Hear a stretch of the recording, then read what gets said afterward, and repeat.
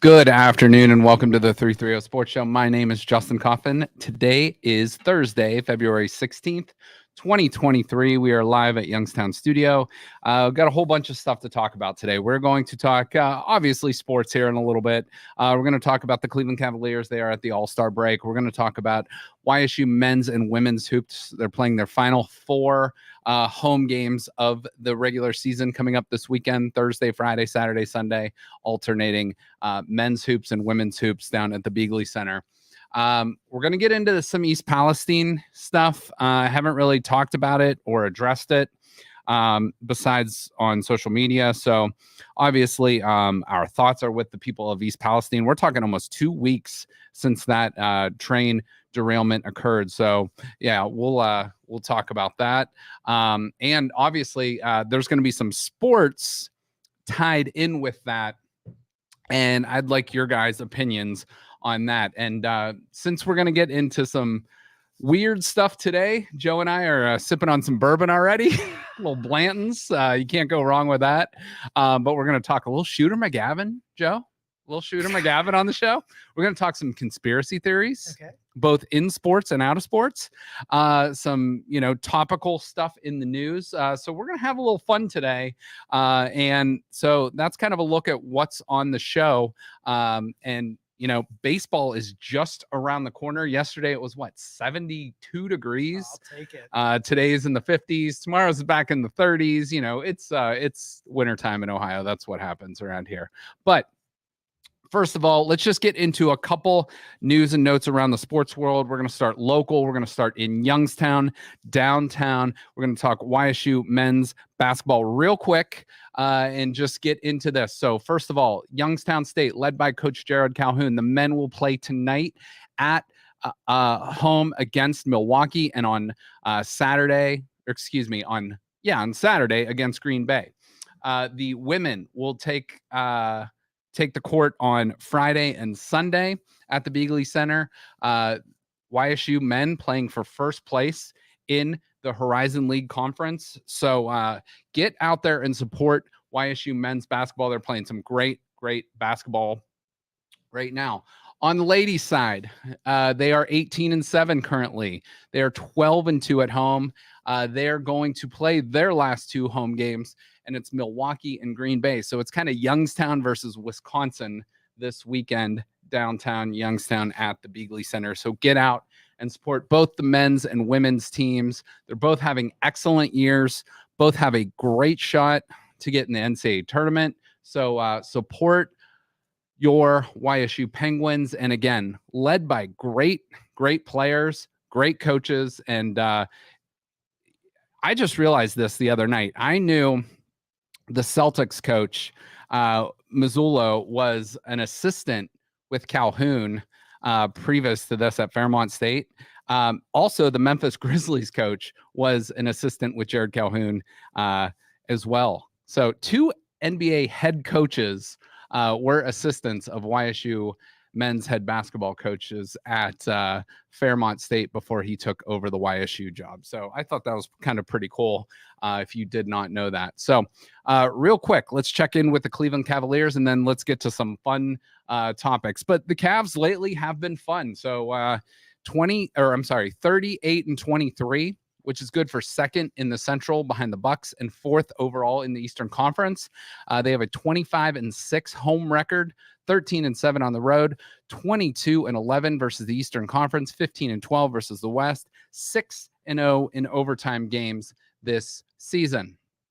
You can see the Eastern Conference standings. The Cavs are currently sitting at 38-23, which is 5 games back of the first place Celtics, and not too far behind the Bucks and the 76ers. I think the Cavs are pretty much a lock to be in the top 4 seed. So, getting that home playoff series is going to be huge for the Cleveland Cavaliers. So they are number 10 in offensive rating, number 1 in defensive rating, and number 2 overall in net rating in the NBA. They are led in scoring by Donovan Mitchell, 27.3 points a game, Jared Allen, 10 rebounds a game, and Darius Garland, 8 assists per game. Donovan Mitchell will be a starter in this year's All-Star game. Where was he traded from? The Utah Jazz. Where's the All-Star game this year? In Salt Lake City, Utah. So that will be kind of cool for him, a little homecoming, getting back with the Utah Jazz. He has 21 games of 30 or more points this year, which is pretty impressive. His backcourt mate with Darius Garland, point guard, having another great season, basically the same numbers as last year, and he had an all-star season last year. So if anyone comes up hurt or needs a replacement in the last minute, Darius Garland would be a great replacement for the all-star game. Evan Mobley having a great year, really stepping up. A 7-footer, only 21 years old in his second season at a USC. And then Jared Allen, the other big man. These are pretty much their 4 stars. 26 double-doubles on the season for the big man out of Texas, averaging about 15 and 10 on the season. So we want to welcome back Danny Green. Danny Green was bought out of his contract in a trade. And he comes into the Cavaliers being one of 4 players in NBA history to win an NBA title with 3 or more teams. LeBron James is one of the others. Robert Horry is another. And I believe John Sally is the 4th. So a little trivia there if you did not know that. So Danny Green probably give you, 10 minutes a night, but a nice veteran leader in the locker room. So that is a great fit for the Cleveland Cavaliers. Can hit a 3, play some good defense for you too. But with that said, the Cavs and Kevin Love are working on a buyout right now. So Kevin Love has played his last game for the Cleveland Cavaliers. So imagine that. So got him. Look, Joe, I thought you might appreciate that graphic. Looks like he's shooting a little heart there. Yeah. So Kevin Love, a little Valentine's Day tribute to him. Well, it was just the graphic. There's some things I can do and some things I can't. I'm not an expert in Photoshop or anything like that. So that's the best I could do, Joe. Come on. I was not an art major, so we'll leave it at that. But Kevin Love leaves the Cavs. Obviously, to me, the thing I remember most about him is kind of that last stand against Steph Curry. He got a switch onto Steph Curry in the 2016 finals and really made a difficult shot for him to prevent a 3 that would have tied the game in Game 7 of the NBA Finals. But Kevin Love leaves Cleveland, most likely Miami Heat or another veteran team where he would be a good fit on. But he leaves the Cavs in top 10 in Cavs history. He is number 10 in all-time field goals made. He is number 2 in 3-pointers made. He is number 8 in free throws made, number 6 overall in rebounds, number 9 in points, and number 8 in rebounds per game, averaging 9.2 rebounds a game with his time with the Cleveland Cavaliers. And it doesn't seem like Kevin Love has been around for that long, but, he came to the Cavs in the 2014-15 season. So it's been a long, long time for Kevin Love in a Cavs uniform. So with that said, that's our YSU talk. That's our Cavs talk. Now we're going to get into some interesting stuff, some fun stuff, some controversial stuff, whatever you want to say. But I saw this out there today. Obviously, anyone that follows MLO Bros, anyone that follows Malutic Live, or any of the local sports outlets around here, Bristol and East Palestine were scheduled to have an OHSAA girls high school basketball game tonight in East Palestine. Now, we all at least know about the train derailment that has affected the town of East Palestine and the surrounding communities in Columbiana County. Obviously, a terrible situation. Luckily, I say this, no one has died that I know of. I know there's been some, fish and maybe some wildlife, and which is terrible and unfortunate.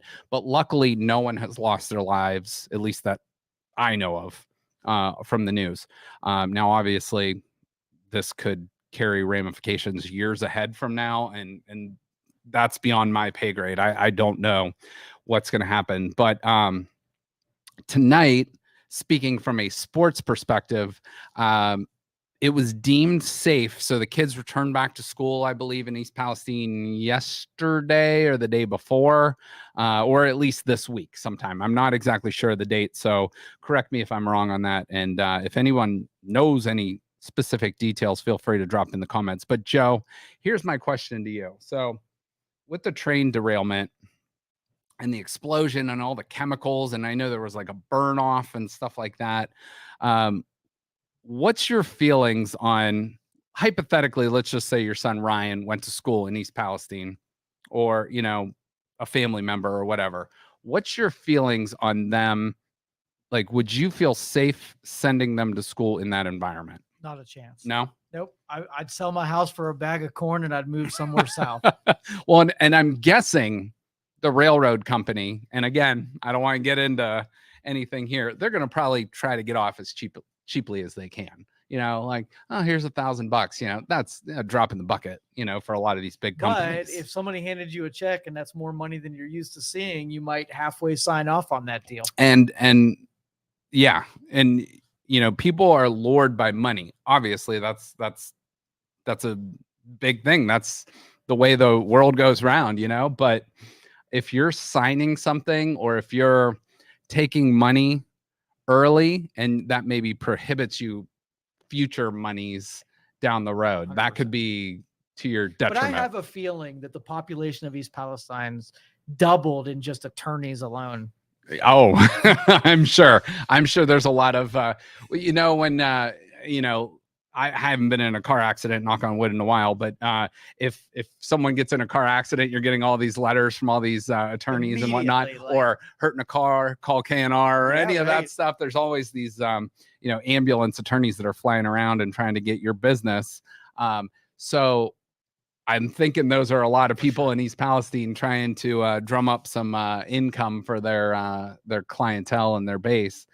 But from a health perspective, I've seen reports that this could be the worst natural disaster in the United States in dozens of years. This could be, horrible and have long-standing effects, like that. There's carcinogens in the air, and maybe this doesn't affect you now or in 2 or 5 years, but in 10 or 20 years, maybe there's cancer-causing agents in this or something like that. So you would get your child out of that school if you could. And again, it's not the town's fault, it's not the school's fault, but it's in ground zero of bad situations. So see, they're almost halfway lucky that they did do that burn off, even though it created a bunch of devastation. Let's just say they didn't do that. Let's just say the EPA came in and they designated it too harmful to burn that stuff off. You would have had a major thoroughway for transportation stuck with that crash. They would have had all the line dug up and mitigated for all of the toxins. So even though it was bad to burn it, it would probably been so much worse to not burn it. Sure. Yeah. And, I don't know what the answer is here. And obviously there's a lot of people affected. East Palestine is not a big town in terms of population, but, this could affect millions of people if it gets in the water stream or in the air and whatnot, and just a bad situation. So here's the question I'm going to pose from a sports perspective. So I'm going to put this graphic up. And so Bristol, which I believe is in northern Trumbull County, and East Palestine, which is in Columbiana County, the game tonight was ruled a no contest. So East Palestine moves on. They get the automatic win. So basically it's a forfeit, because Bristol wanted the game moved, and the OHSAA and the NEDAB said it was safe to play. Now, I don't know all the circumstances, but I would just read this as a headline, and I said, well, damn, if my kid played at Bristol, I might not want him to play in this game in East Palestine. And you could argue from the East Palestine perspective, well, they played well enough this season to earn a home game. Maybe they deserve that. Those kids shouldn't be punished. So what is the real answer here? And maybe there is no right answer. So what's your thoughts on this game? The game has been ruled a no contest. So East Palestine moves on, Bristol eliminated. And that could be, if there's senior players on that team, that could be the last time they ever take the basketball court. And what happens? Yeah, see, I think they should have moved it. Mm-hmm. There's enough schools and places to play to make everybody feel safe. I mean, you watch what happened in the NFL when there was a snowstorm. They found another venue to run it, and they played the game in a safer place. So I think the OSHA should have done the same thing. And there's a little bit more logistics with an NFL game than high school girls basketball game. Here's my thought. Bristol in Trumbull County, East Palestine in Columbiana County. Meet right in the middle, somewhere in Mahoning County, Youngstown area. I guarantee another high school would step up and, and do that, and the OHSAA pay for the officials and whatnot. And, maybe there's a lot of moving parts. I don't know, but it seems common sense that game should have just been moved to a neutral 100%. Site, not giving not giving Bristol an advantage, but also not to East Palestine's detriment either. So I don't know. It seems like a bad situation overall. And when we're talking high school basketball versus the safety and well-being of people in the long run, obviously there's no conversation there. Government officials said it's totally safe, so that must mean something. I mean, right? And their government officials are always correct, Joe. They never make a mistake ever. Never. And the train company, who they're totally just worried about people's health and safety, not the almighty dollar. Yeah, right. So I don't know. My thoughts are move the game to a neutral site. Joe thinks the same thing. It's like, what do you guys think? Because that's kind of an ugly situation. And it's really not fair for the East Palestine girls, or it's really not fair for the Bristol girls and, their coaches and their players. And you work so hard in a season. And I know these are smaller schools, and they, I don't know what their records are. They're probably not, they're not lighting the world on fire. I know they're not like an upper echelon teams, but they still deserve a chance to play another game, just like every other high school in, the state of Ohio does too. I know that sometimes there's extenuating circumstances. I almost mixed that up there, but I don't know. So you as a basketball coach, like, is a home court an advantage when it comes to that? I mean, what would East Palestine be giving up by going to me, the biggest home court advantage would be not having to travel. That would be huge. Okay. But from like a home court, there's not a ton of, I've played and coached in a lot of different settings around here. And unless it's like an elite level basketball game from a boys perspective, usually there's not like that huge crowd influence that's going to like change the way a game's going to go. Right. Sometimes, maybe there could be, maybe a couple hundred more fans here and there, but and that's why if they just moved it a little bit north, then those fans would have traveled with them, and it would have been the same group. Exactly. And give them something to be distracted about as well, especially those East Palestine kids who will still get to play because, they did get the win, but, or a no contest, whatever you want to say, but I don't know. Just wanted your opinions on that. So yeah, sorry. I'm sorry if I was too controversial. No. I think that's well said, because I don't know, like,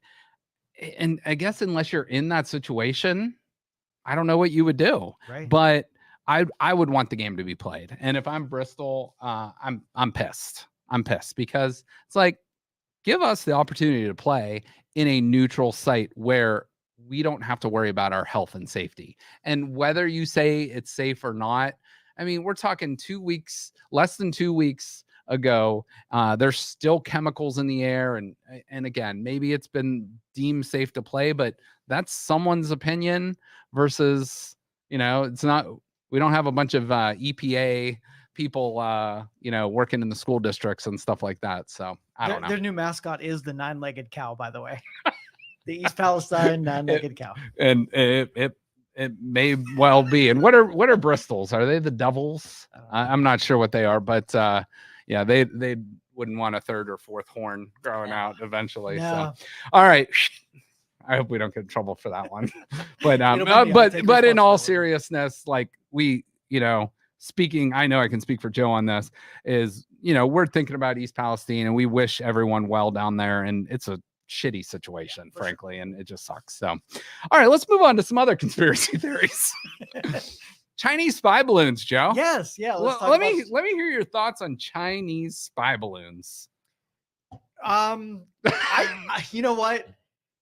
Or are they UFOs? Technically, they're UFOs because they're on I'm going to go with UFOs. Okay. Because I think it's convenient that we can slide balloons in for UFOs anytime we want. Yeah. Now, do I think China's, looking for an advantage and slide a little, whatever? Mm-hmm. They could do the same shit with satellites. Okay. So they don't need a spy balloon. That's a great point. To see this stuff. I think it's an aggressive, like a thumb in your eye type of thing. Mm-hmm. Maybe the third and fourth shoot down were just some private guy doing a weather balloon and we overacted. Poor dude. Like, did they ever find out? Like, I know they said the one was as big as like 3 school buses. The first one. Yeah. The one that I think truly was a Chinese thumb in your eye was probably a great big But one. did they ever tell us what was in there? No. So I don't know.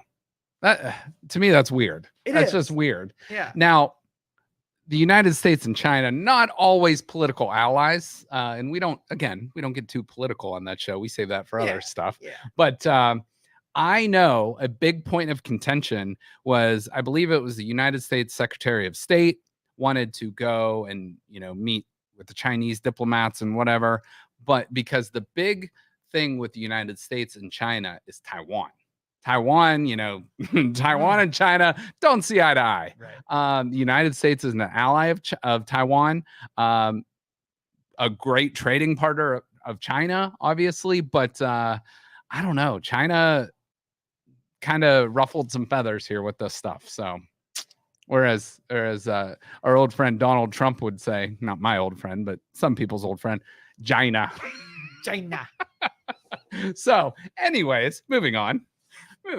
That's the worst that you can get with conspiracy theories. Come on, we got to dig a little deeper. Oh, no. We can go more. All right, I got some sports ones coming up, and then I want you to share whatever ones are on your plate. Okay. All right. With that. So let's get you want to get into the sports ones right now? All right, let me jump to this one then. Okay. Here's one from the Super Bowl recently. The Sod Father. Now, the Super Bowl, you heard about the Super Bowl with a lot of guys slipping and falling and stuff. So I read this today. George Toma, who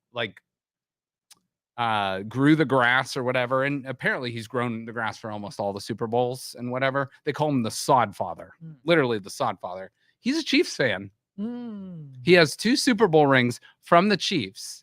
And the Chiefs apparently during the game did not have to change cleats. So they knew something, where the Eagles had to change cleats like 10, 12 different times or something like that.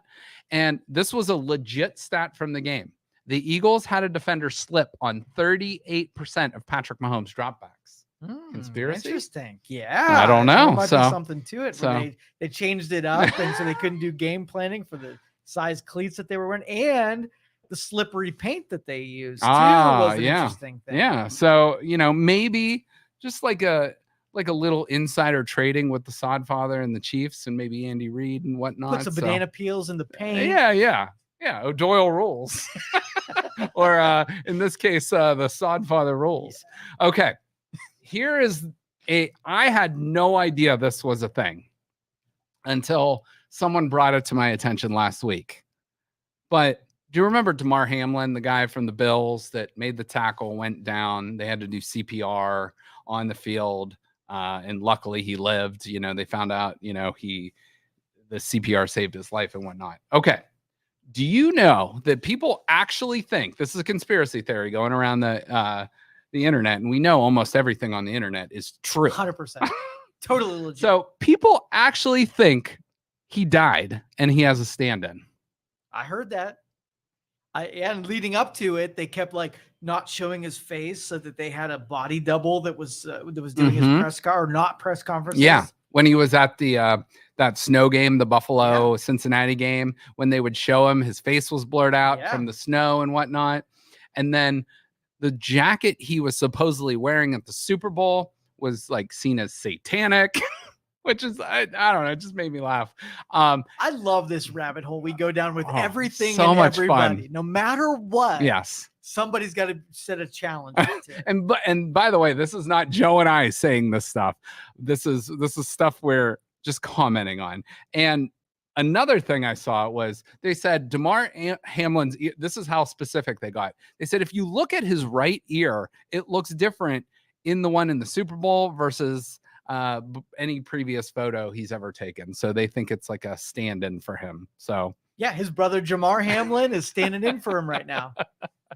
So different ears. And then this was an anonymous person that quoted this, but I had to write this down. The same guy who thinks the Turkey earthquake was a weapon and the China balloon was fake after China admitted it was theirs, also thinks Damar Hamlin is a clone or the real Damar Hamlin died of the vaccine. So just pretty ridiculous stuff there. I hate this era that we're living. I really do. It's fun, but I hate it. Conspiracy theories really interest me and are entertaining, but there's some that people can take a little too far. And there's some that are just so unbelievable that it's like it makes the ones that might actually be conspiracy theories not believable. Do you know what I'm saying with that? So for sure. I don't know. Yeah, but I don't trust anybody, and neither do you. So it's cool to have the question first. I trust you, Joe. No, you don't. You should not. Mostly, I trust you. Don't do it. You don't trust me? To a point. I'm a trustworthy person, mostly, yeah. So. But anyway, like those balloons. Yeah. Sure. Let's do UFOs. Yeah. Damar Hamlin. He's a clone. He's an android that was concocted out of a lab in the back of the FBI warehouse. Yeah. I mean, all of this is plausible. Yeah. Maybe not probable, but plausible. Or he died from getting a vaccine. Could have.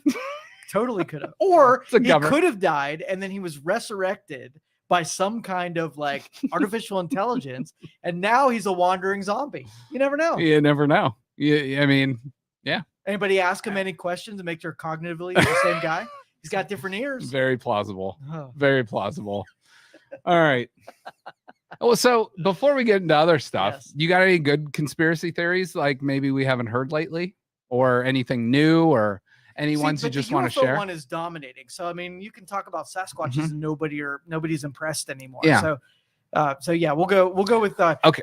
Oh, go ahead. No, go ahead. Go ahead. No, all right. So if there's a lot of like fires and train derailments and chickens not laying eggs, do you think that there's some kind of like assault on our food production and our goods distribution?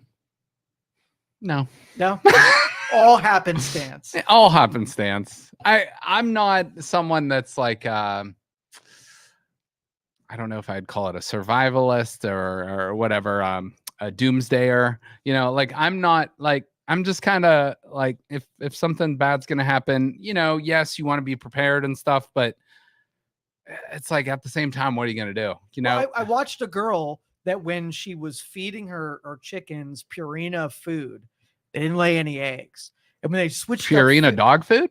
Well, they make chicken food too. Okay. So then they switched up food and they immediately started laying eggs. So do you think Purina is like, you know what? Screw these egg farmers. They're not going to get any eggs anymore. I don't think Purina's sponsor of Youngstown Studio is. I don't think they ever will be. Not at all. Not after this one. No. No, that's interesting. Okay. No, I don't know. But to some me, of these no. conspiracies, like they require so much like I don't know, like intelligence. And I just think we're too stupid to pull any of those things off, I honestly. agree. And a lot of times there's so many people that would have to keep quiet to keep something that big from spreading that you couldn't find 10 people. If you told 10 people something, 8 of them are saying something. Absolutely. 2 of them maybe can keep it quiet, but 8 people are going to be blabbermouths and it's going to get out and spread. And those 8 people tell 8 more people, and then it multiplies and multiplies and multiplies, and it's forever going on. So today's conspiracy theories are not inspired, but definitely motivated by Blanton's bourbon. Yes. That is a fact. That is a fact. Thank you, Blanton's, for sharing in this. We're gonna get a cease and desist. Also, there is one conspiracy theory that we had never talked about. Maybe we'll touch upon it this summer, because this is when it actually happens, and it's a year. It happens on an annual basis. Have you ever heard of the Bohemian Grove? No. Okay, never. This is a great one to look into. Sweet. And I know you're close with the cut and toast people, and you guys have held one of those. This is a good one to talk about. So apparently, somewhere in like the San Francisco, like Redwood Forest area. Every summer, all like the elite of government and, government and just like business and all the like the world elite meet there. And they're not supposed to discuss business, but I'm talking like former presidents and whatnot. They all meet at this place and they do all these like weird stuff in the woods. Like they wear the robes and they wear like they worship this like Ooh, I'm interested. toad or frog or something. Or no, it's an owl. It's an owl. Okay. So that's something to look into. Bohemian Grove, look into it. It's apparently like almost all the presidents, like Bush and Clinton. And what do they sacrifice shit, or what's the purpose? Well, what do they do? there was a rumor. Now, again, we all love a good rumor and conspiracy theory that they used to, and I don't think, and again, I don't know. This is totally from hearsay on other stuff, but apparently they used to kidnap a child or something and sacrifice a child. By the way, this is the 330 Sports Show.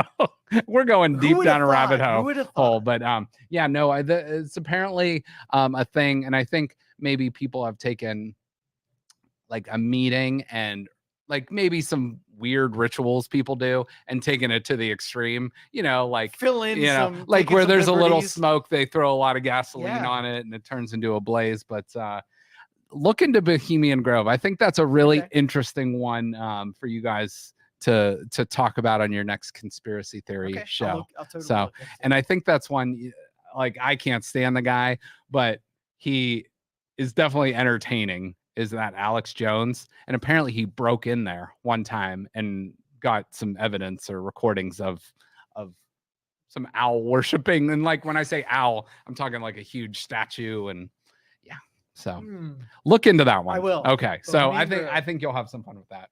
All right. So next topic, funny or asshole? So remember Juju Smith-Schuster of the Steelers? So he went to the Kansas City Chiefs, won a Super Bowl. He was the one that got held on the last possession and tweeted this out the other day. And he said, "Happy Valentine's Day, everyone, with the love. I'll hold you the most when it matters." Asshole. And I believe that's Bradbury, the cornerback for the Eagles. So I don't like it. I don't like it because Juju Smith-Schuster in no way would be a Super Bowl champion without his teammates. He didn't get the job done in Pittsburgh, was an okay to average wide receiver in KC, but so you're going with asshole? Absolutely. Okay. Me too. Just because apparently Juju Smith-Schuster used to visit our Poland Nutrition, which if you didn't know has no nutritional value whatsoever. Zero. All right, next topic. 216 Day. So 216, today's February 16th, 216 Day, area code of Cleveland. In the area surrounding what used to be our area code. Used to be. Yeah, that is very true. If we didn't have so many damn phones, this would be the 216 Sports Show, not the 330 Sports Show. But favorite thing about the Cleveland or Cleveland area? My favorite thing could be sports or non-sports or food or.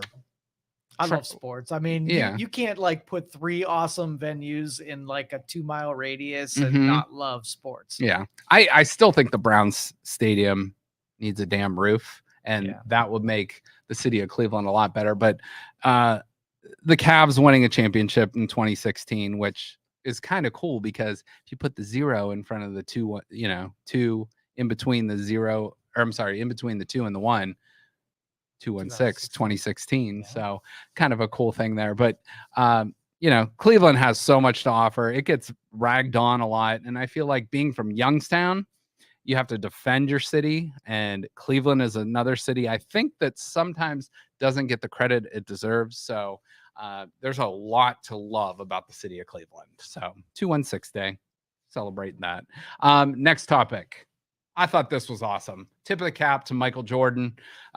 Donated $10 million to the Make-A-Wish Foundation. He is celebrating his 60th birthday. By the way, Michael Jordan's 60 years old, but is the largest donation ever by one person to the Make-A-Wish Foundation. Thought that was awesome. So It's really cool. Just very, very cool. He's one of my secret mentors. I mean, his philosophy on business was unmatched. And he is, I mean, he's become an owner of an NBA franchise, one of the few billionaires that ever went from an athlete to, like a mogul, really. He's like just a leader in everything he does, and took, something he took. There's a movie even coming out called Air, and he's not in, but it's about him, which is so cool because shoes were just kind of like a thing until Michael Jordan came around.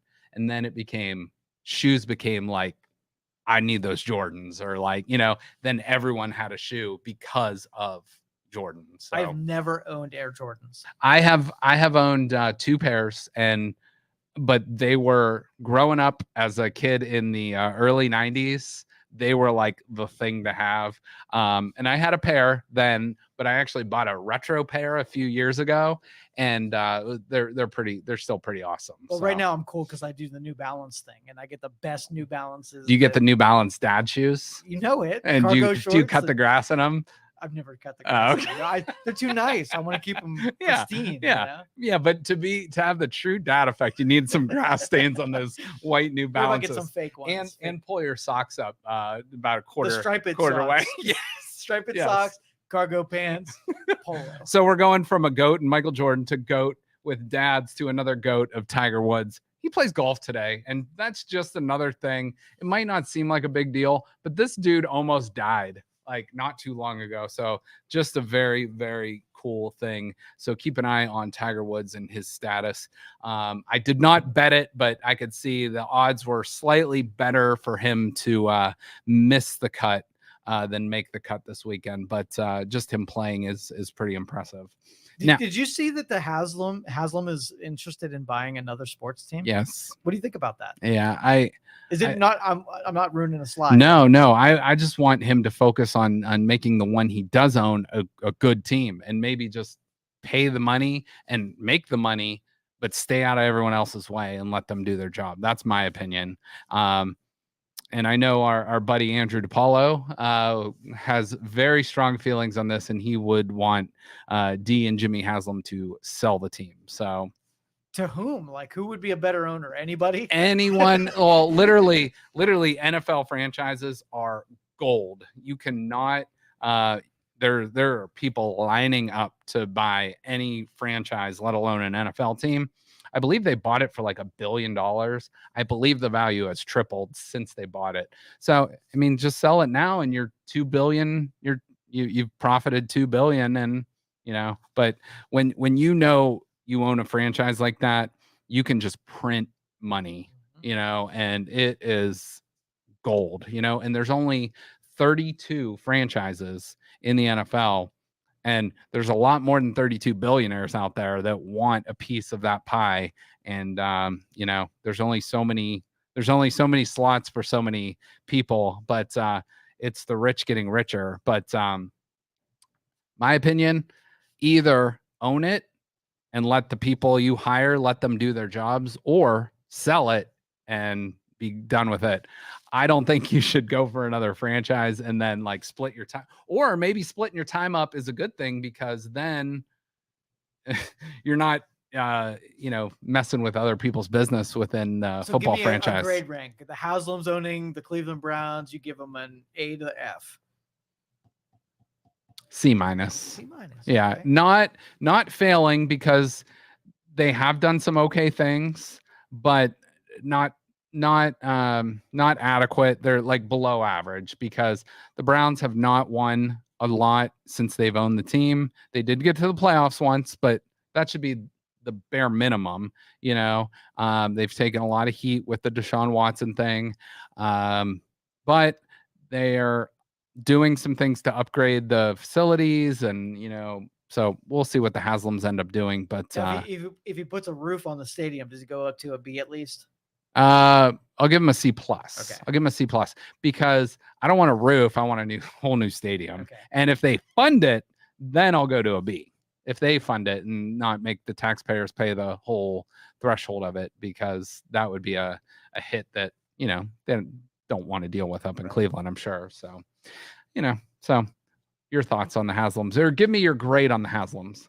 I think he's a great business owner, and I think he's a terrible sports team owner. Mm-hmm. I think that's fair. He meddles a little bit in the sports side instead of delegating to people who know what the hell they're doing. Perfect word. I think the analytics part was genius, but I don't think he's given it a chance to work itself out. I think we'd have had like 2 or 3 years of messiness that got us into a whole era. And I think he disturbed that with some of his personal picks along the way. That's interesting. Johnny Manziel. Yeah, that was a bad one. Johnny Couple football coaches in there too. Yeah, didn't he consult a homeless man in Cleveland to pick Johnny Manziel? Hey, pick Johnny football. Hey, Johnny. I'll buy 2 beers if you do that. Yeah, seriously. Sold. Yeah, no. So maybe stick to they own the gas stations, right? Yeah. Pilot Flying J's, which especially down south is a huge thing. We have a few around here, but yeah, good business person, maybe not a great football team owner, but if they can turn it around, I will take those words back and gladly eat them. Yep. Eat Flying those J words. also not going to be a sponsor of this program. Flying J could be a nickname for me, right? If I had the ups I used to have in high school. I do not have that vertical anymore. Jerick McKinnon. I want to give a shout out to this guy, another tip of the cap, because if you remember in the Super Bowl, he had an easy walk-in touchdown and he slid down at the 1 or 2 yard line. Could have talked to his grandchildren, and for 50, 60 years saying, I scored a touchdown in the Super Bowl. How many people can say they scored a touchdown in the Super Bowl? Not many. And he slid, basically took a knee, ran out the clock. And, but with that said, they become Super Bowl champions. And that's just an awesome moment. And as Browns fans, we can maybe look back to week 2 when the season kind of flipped and you go from 2-0 to 1-1. And I'm not blaming Nick Chubb, but when Nick Chubb went in to score that touchdown, they could have slid down, ran out the clock, and just won the game. Instead, they score a touchdown, miss the extra point, give up a touchdown, give up an onside kick, give up another touchdown, lose the game. So totally improbable, but it was a 0.3% chance of happening, but it happened. And because that's what Browns fans deal with. So, although Nick Chubb did make it up in a latter game where he did slide on one of them. Yeah. I don't know. Week 6 or that was whatever. actually, later on. And he did that previous to that. Like, it was actually against Deshaun Watson and the Texans a few years back before that. Joe, you'll love this one. Okay. On this day, 2/16, Shooter McGavin, 27 years ago, screwed out of a gold jacket. And this is his quote. First of all, Gilmore should have been kicked off the tour for assaulting Bob Barker, but I digress. During the 96 tour champion, he was allowed to fraternize with the help, swing and miss multiple times with no strokes being added, and had the entire gallery on his side. It was a complete and utter joke. I've moved on, but I still ask that you please keep the jokes to a minimum today. Thank you and God bless, Shooter. So on this day, I don't know, that quote Shooter makes McGavin. Me feel a little bad for Shooter. Like he's the antagonist. He's definitely the villain. And right now I feel a little bad for what Shooter had been doing. One of the greatest movie villains of all time. That's right. Funnest, greatest Justin, movie villains. I eat pieces of shit like you for breakfast. You eat pieces of shit for breakfast? No. Take one more step. I burn the house down and piss on the ashes. Hey, spring is coming. Yes. Pitchers and catchers have reported, as of yesterday, the Cleveland Guardians pitchers and catchers have reported. So that slide is from yesterday, but pretty awesome news. The signs of spring. Football has ended, but baseball is starting. They only get a 2-month break, a 3-month break. Like, I can't believe they baseball's a long season. It is so long. It's like as long as a school year. Yeah. Really. And Yeah, it's crazy. It's crazy. All right, I have to bring this up because this was yesterday. We didn't have a show yesterday, but Bill Belichick, people always, I want to say people, CBS Sports, and I've seen Fox Sports and other places always throw the Browns under the bus, the franchise of the Cleveland Browns.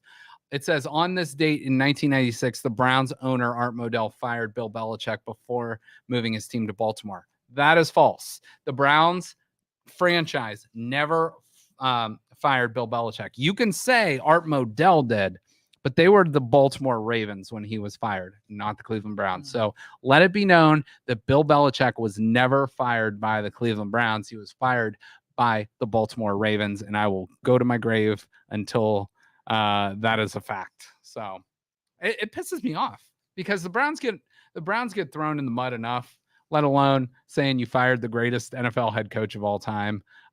Yeah, did they? Maybe not, they weren't as successful as they should have been with Bill Belichick. Yeah, but they didn't fire him. So, and you take our team away from us in 1995, 96, and then, they move on, they win the Super Bowl, and like 3 years later, it's still burns. Still burns, but it makes Joe. a great, villain in our Super Bowl or in our football schedule. Yeah, it does. It does. Yeah, the Ravens. The Steelers are still the number one rival, then the Ravens, and then the Bengals. Do you have a friendly any rivalry friends there. that were Browns fans that became Baltimore fans after? I think we were too young at the time. I had some, if I remember right, some friends of mine became like Green Bay Packer fans because they were kind of good at the time, and Brett Favre was like the hot name out there. So I remember specifically the Green Bay Packers, and then obviously the 49ers. A lot of people became because of the local ties around here, but that was just some of the things I remembered. But what did you do when the Browns left? I stayed a Browns fan, and I really didn't follow football for a bunch of years before they came back. And I had some friends who stayed relevant in football, and they picked other teams. Some of them went the Baltimore Ravens, and some went the Bengals. So. And it was just kind of sad. It was just kind of a sad time then. But we're lucky to have the team back, and eventually we will get a consistent winner. Eventually, Browns fans, you deserve it. You think that'll ever happen? Yeah. I'm a hopeless romantic. Okay. I'm a constant optimist, but it'll happen. It's hopefully while we're both alive, but it will happen. We're still plenty young. There's plenty of time for that. Check back with us in 40 years and we'll be like, it'll happen any day now. Any day now. Any day. Oh man. So any other thoughts before we close out? No, that was good. I'm glad you got to dig into a little bit. You had Shooter McGavin and conspiracy theories in one Bohemian show. Grove. Check it out. And again, best wishes to East Palestine and the residents. But I do feel bad for Bristol. They should get to play that game. So move it to a neutral site. Maybe play again soon. So for Joe, I'm Justin. Everybody enjoy your weekend. Get out and see YSU men's and women's hoops this weekend at Bigley. Thank you for listening to this show on Youngstown Studio. If you like our programming, we invite you to subscribe to our YouTube channel, follow our Facebook page, or subscribe to your favorite podcast platform like iTunes or Spotify. This is original Youngstown